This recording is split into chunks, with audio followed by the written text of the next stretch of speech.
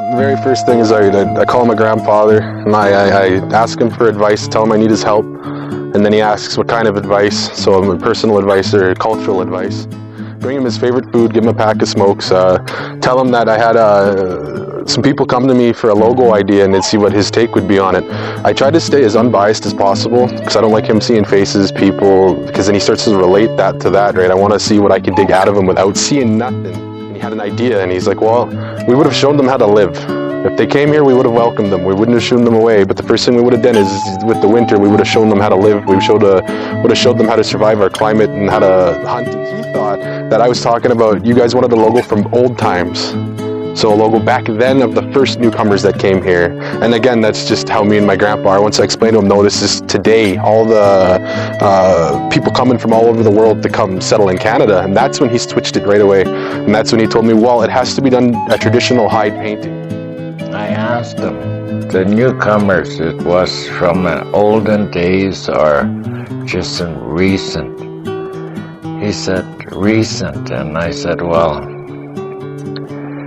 newcomers, I said, they're more interested in native art.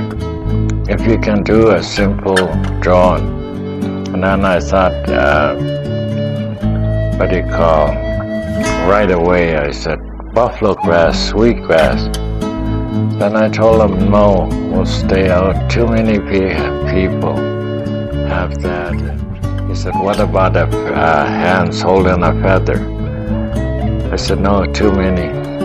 We have to make up something. I said, see the drum, the circle is our people. The other drums can join in singing like visitors. What do you call, we have our Indian days, the symbol of a drum, and the other four are visitors, where some will have to learn how to sing, how to drum, or even try. And then I said, do you remember, 4 directions, 4 seasons, our people, things are done in 4.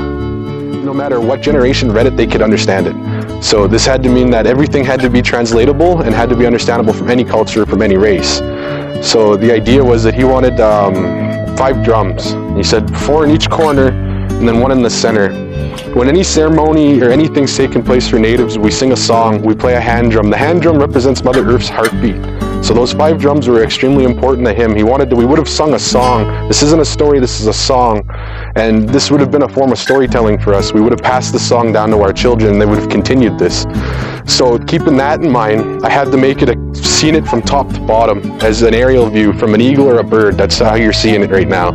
And as you're looking down onto it, I wanted it that no matter what angle or direction you read it from, it was readable.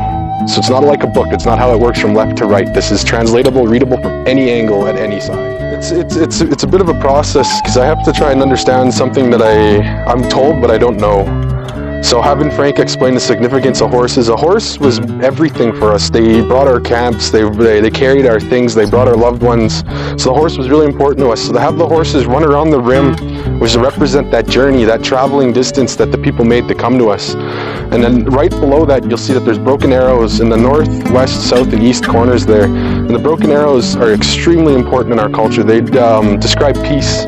No war, so all arrows were broken. And he wanted to describe this to me that when they came over here, there was peace already. It's got turquoise, it's got white colors, it's a circle. It's got mountain, horses, buffalo. You know, something that we discussed. This was the hardest I think me and Josh ever talked about for 2 hours. I imagined first the drums. What do you call? I told Josh, wait, 1, maybe 1. Then we thought about it. 5 drums. 1 for the center, for our people and visitors of different cultures. You go farther down into that circle, and that's where you see the people all united as one. I did this in one color with a single white heart because I was showing that no matter where we came from or what we are, we're all the same people. We all surround the home fire. And speaking of that, we get to the center now. That's the home fire. It's the most important piece of this picture. My grandpa couldn't stress it enough to describe this home. You guys are home now. You don't have to look anywhere else. You don't have to go anywhere else. This is home. And he wanted to show that by warm colors and the warmth of a fire. That's what we call a home fire. If you look up the Tsuut'ina Nation logo, our traditional hide, you'll see why I painted it this way. You'll see that it correlates with the way we were brought up with their traditions. We have a home fire in the center of that too, and that's to describe that peace, that home between us both. I was very grateful that when I sent him the design, he loved it, because he told me that's what he envisioned, and yeah, we ended up coming out with that, and then I'm very grateful to be a part of it. So will be bright colors. What do you call? It gets you in a mood to change. If you're having a bad day, it'll give you a little happiness.